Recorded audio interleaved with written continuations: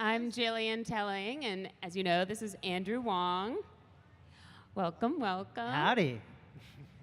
Thanks for coming today. Hey, yeah, thanks for having me. Yeah, this is, excited. It's VidCon. This is my first VidCon, actually. Yeah. How are you liking it so far? It's cool.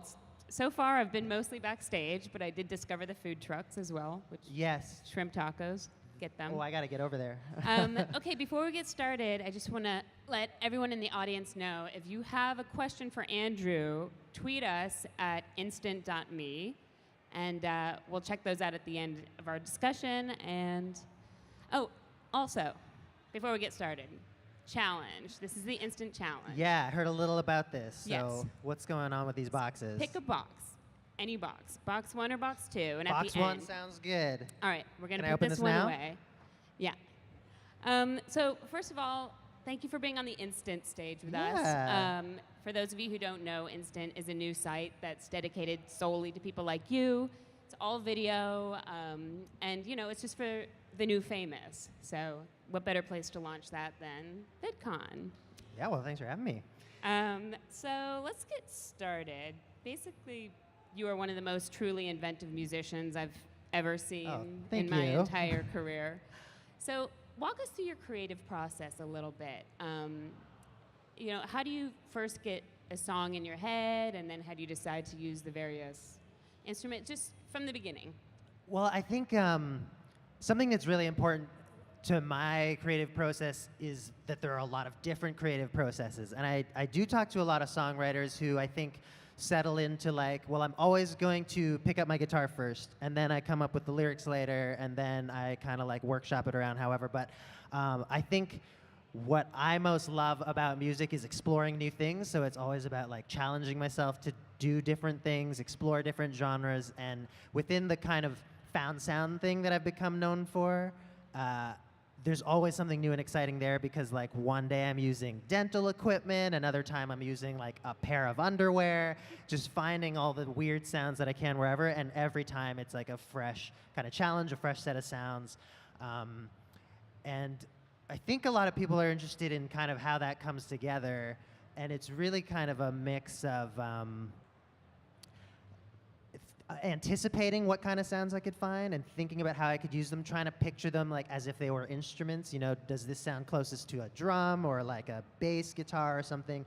And using them the way that we've already figured out those kinds of real instruments already sound great. And then also, whenever I get my hands on these items, just experimenting with them and exploring them kind of as much as possible, and leaving some room for spontaneity to happen during the actual shoot. So will you be like lying in bed and thinking, oh, if I bite into an apple, that crunch could be like a really backbeat or something like that? Yeah. I did that video with, I made music using just an apple, and it actually only happened because that particular apple had a seed loose in it, and I noticed this tiny sound when I shook it, and I was just about to eat it, and I stopped everything I was doing. I was like, I'm going to film all the sounds I can get out of this apple. And it turned out, there were so many more than you would have thought, from like flicking the stem to taking a bite to hitting it. And so, yeah, that's just kind of the fun and the weird kind of stuff that I get into from a love of sound, basically. So are you really annoying to have a meal with, because you'll pick up the salt shaker and be like, wait, yes, you can't eat. I'm really sounds annoying good. to be around a lot of time. Like in school, I was always like tapping something on my desk. Teachers would have to tell me to chill out. But yeah, just like always there's some kind of rhythm going on in my head, and I love to find new sounds. What's your background like? Did you grow up playing traditional instruments, and when did you did. start? Yeah, so my mom is a singer and a pianist, and so I grew up, playing the piano we had at home. Took some lessons in piano and guitar, and I was really interested in songwriting always, like more so than performing, even though I love performing.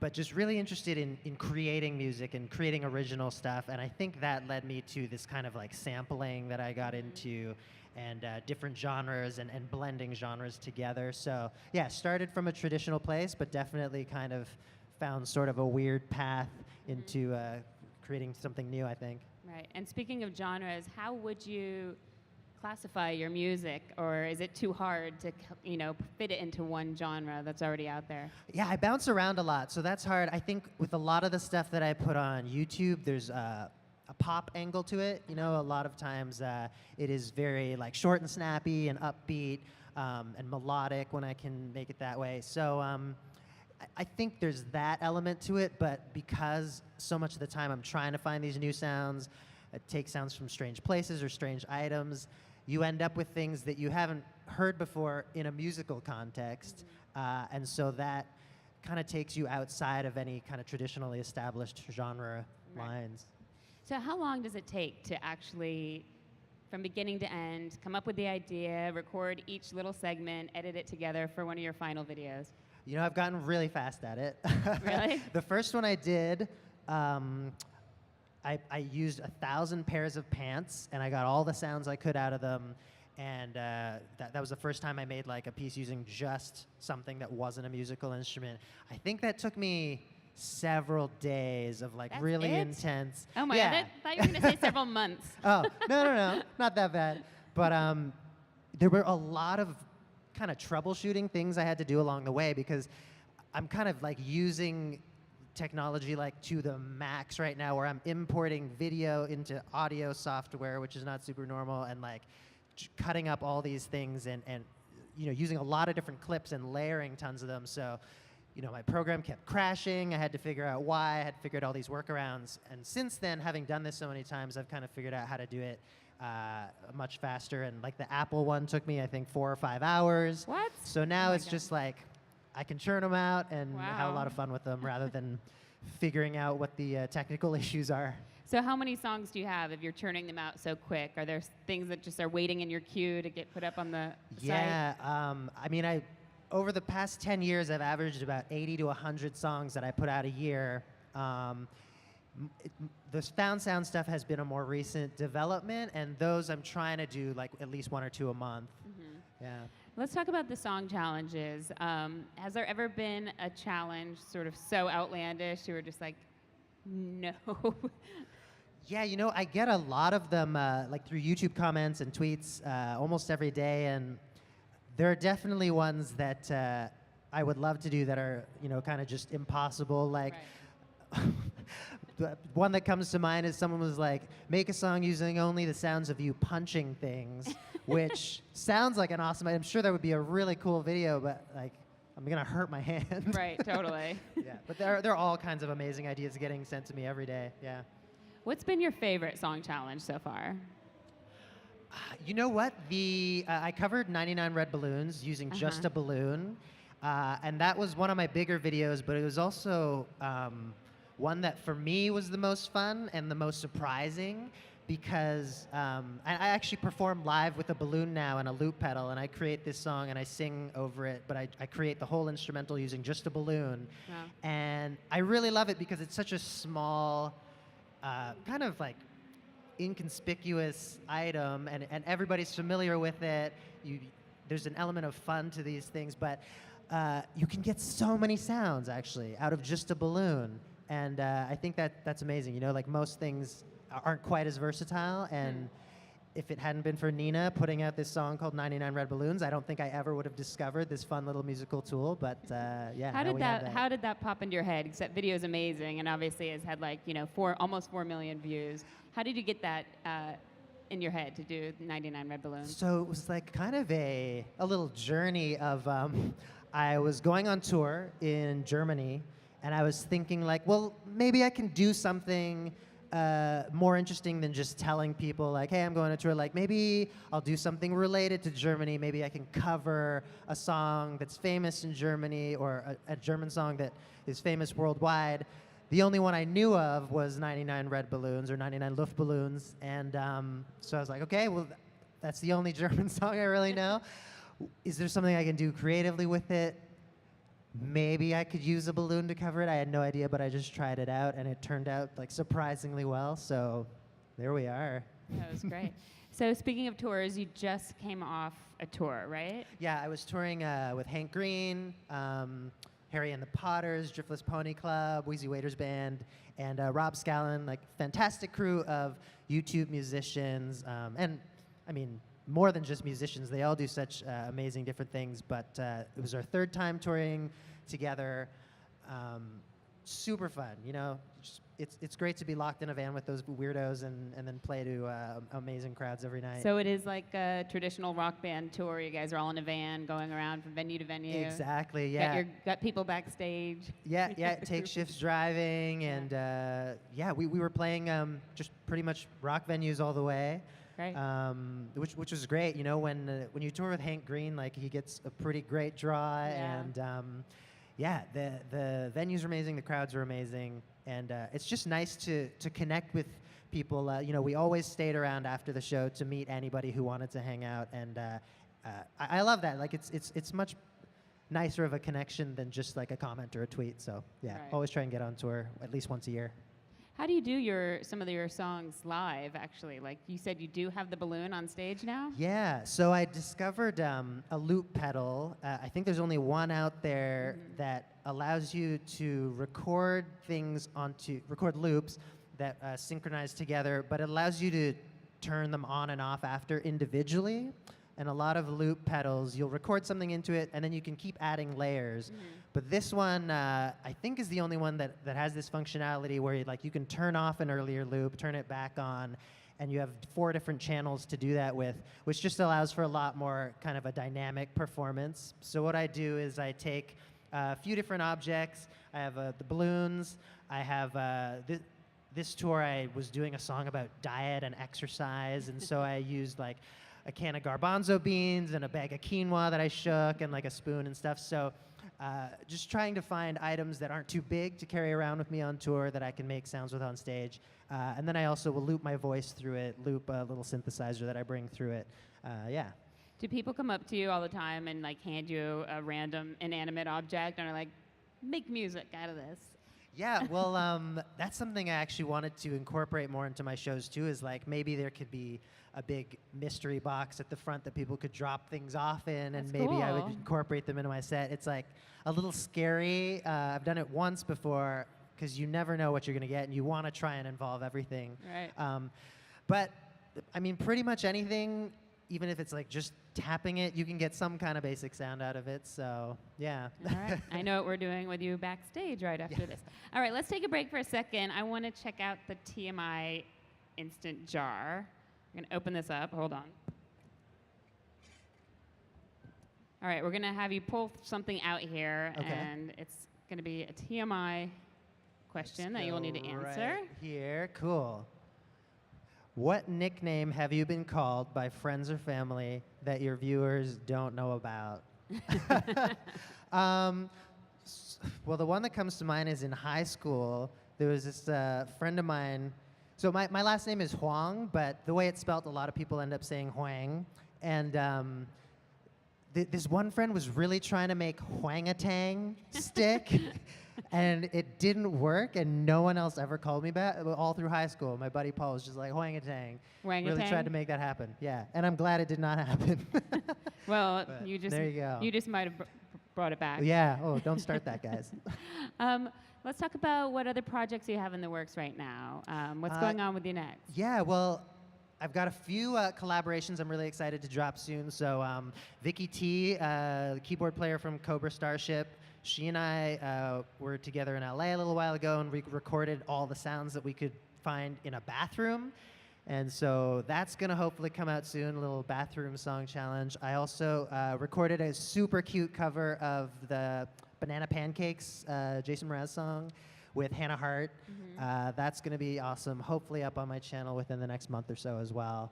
And as usual, I'm like dropping little EPs left and right all the time. Yeah, what's your most recent EP? Is that Bouncy Castle? I don't think it was. No? I think it was one called 5 Stars that I put out last fall. And since then, it's just been kind of a trickle of singles on YouTube. But yeah, that one was sort of like a trap hip-hop kind of thing. And right now I'm working on something that's a little more spacey. It's sort of even a little bit jazzy. It's called Interstellar. And I don't know, singing about space travel. Why not? Cool. So you're so good at tackling every single genre of music. What is your personal favorite? And what sort of stuff do you actually listen to on, when you're not recording? What's on your iPod right now? You know, I go through a lot of different phases, but a few of the big ones are hip hop, like the energy of it is just so exciting to me. I really love electronic music too, because I feel like that's where a lot of boundaries are getting pushed, like where new software and instruments and kind of sounds that you can't create in the natural world are coming out. And then I really lately have been getting into older kind of like classics. You know, I've got a huge playlist on Spotify of like Stevie Wonder and Talking Heads and the Beach Boys. So I'm really just loving the kind of iconic songwriters of those kinds of eras a lot lately. Cool. Are there any instruments that you don't play that you wish you knew how to play, like the I'm harp or awful something? at any wind instruments. Wind, I don't know, like maybe I have really small lungs or something, but like I tried to play flute, I tried to play saxophone, I get really lightheaded. Would love to be able to like tear up a good 80s sax solo. Cool. All right. Are there any other websites or places that you are liking right now besides YouTube for your music? Oh, that's a good question. You know, YouTube for me is really where it's all happening. Yeah. That's even where I'm discovering and following a lot of other musicians. Bandcamp, I think, is excellent, especially for independent artists, just in terms of being able to get your music to people. There's a lot of ways that they, you know, offer different kinds of downloads and subscription packages. You set your own prices, you upload it yourself. It's not like with iTunes and the Amazon store, things like that. There's a lot of like paperwork to deal with, and I think Bandcamp has it figured out. I really hope to see them keep growing. Cool. Yeah. How's life changed for you since you know, your sort of internet fame? Do you get recognized, or do you still sort of live a fairly low key? Yeah, life? mostly I'm still pretty low key. You know, every couple weeks someone might see me walking around Toronto and say hi, which I always love. I'm not like getting mobbed anywhere, and I appreciate that. But yeah, I mean, I've been doing this for almost a decade. I feel like I don't know what other kind of life there would be for me. And really, you know, it all stems out of just a love of music. And so the fact that I'm making music every day, I feel like that's like just who I am and what I'm passionate about. So I'm like really in my element every day working on my tunes. And yeah, that's the best life. Okay, we're gonna go, I think, to some audience questions. But before we do, what was the hardest song challenge that you had to do? I did this rap song where I wanted to move between 5 different languages all throughout the verses, like even in the middle of sentences, changing languages a few times. And that was a challenge because I don't really speak anything other than English. So I have some, you know, really rusty beginner French, Spanish, Mandarin. Had a contact in Sweden who just, you know, I was like, why not? Let's throw Swedish in too. So between all of that and a lot of Google Translate, I spent, I don't know, 2 straight days, I think, just piecing together this like 2-minute song, which I think came out really well, and it's one of my most viewed videos, but really, really difficult challenge, just like getting my mouth around all these new types of sounds in these other languages and figuring out how to make them all rhyme. I'm surprised that was harder than the hip hop song with no E's, because that. Oh yeah, that you know seems what? Tough. That was surprisingly. It wasn't easy, but I've since tried to do that again, omitting other letters, and there are things like T actually is a harder one. It's harder than E? Yeah. I don't know why it is, but no, that one was okay. It's just a lot of thesaurus. That's interesting. All right, let's see. What do we want to do first? Do we want to see if we've got some audience questions, or do we want to go to your challenge the box? Twitter feed. Hold on. Going to. Okay, this one's from Taylor Williams. Taylor, you out there? Hi. Okay, Andrew, do you listen to any strange or odd music? Yes. Yeah, super strange music. I'm trying to think of the most recent weird thing. I found this, I think she's from like the 70s or something, someone named Daphne Oram, who was like an electronic music pioneer, and she's got some stuff up on her Spotify. I don't even know if she's still alive, honestly, but she got this album that's just like beeps, basically, like weird synthesizer beeps. And I guess it's you know, it's from the early days of synthesizers where like that's all they could do, but no one had heard them before. So they're like, what are these beep sounds? So yeah, that's pretty weird. Put that Daphne, on. what is it? Daphne Oram. Daphne Oram. All right, Yeah. I'm looking that up after Yeah, this. check it out. Don't put it Okay. on for a party, though. All right, we've got one from King Kylie. King Kylie. Out there? What is that one? Or Chris Platt. Do you have pet peeves in the music industry? Oh, I don't know if we should even get into that. Well, you know what? I feel like the YouTube industry is very separate from the music industry, but there's a little kind of overlap in them. I think my biggest pet peeve is just anyone who's like too artificial. You know, I like to just be able to be real with people, and it's nice. You know, I don't encounter it nearly as often in YouTube as the little bit that I have experienced in the music industry, where it's just really the relationships just not being as genuine. That's a tough one for me. Yeah. Right. Okay, great. Let's check out your challenge box. I want to know Yeah. what's in there. So this says, make music with an item that you see around you. All right. Well, So what do we got up here? We've got a Twitter foam Yeah. sign. I feel we like I have a could just use this jar. box. Use the box, yeah. yeah. Want to mic it up for All me? right, yeah. How do we mic that? Okay, here we go. So, I'm going to use 2 mics for this. Oh, you need to say anything?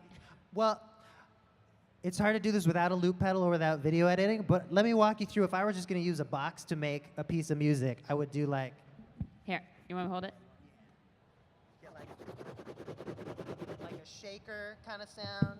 You can probably hit it in different spots to get like a kick, but something that I do a lot that I kind of feel like I discovered is just depending on the shape of your hand, you will get a different sound where like that would be a kick drum, but like that could be a snare, or like, you know, using the different kind of resonances of the box, you can get like a lot of different sounds out of that. And then like I would flick it.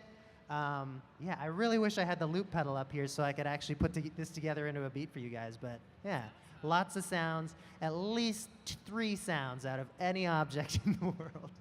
I want to give you another challenge with that. We have like 2 more minutes. That was really cool. How about we do this jar? Yeah, well the jar, so, I mean, here we go. Jangling, you can like twist that. There's stuff in it to shake. It's not as loud. And then just like all the different ways that you can peel that off. That's so cool. Like, yeah, I'm just obsessed with sound, and sound is everywhere. It's So there amazing. you go, Awesome. yeah.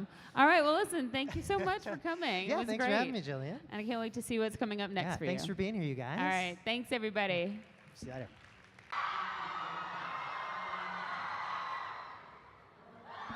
There you go. So exciting, right? That was sort of beautiful. The power of YouTube.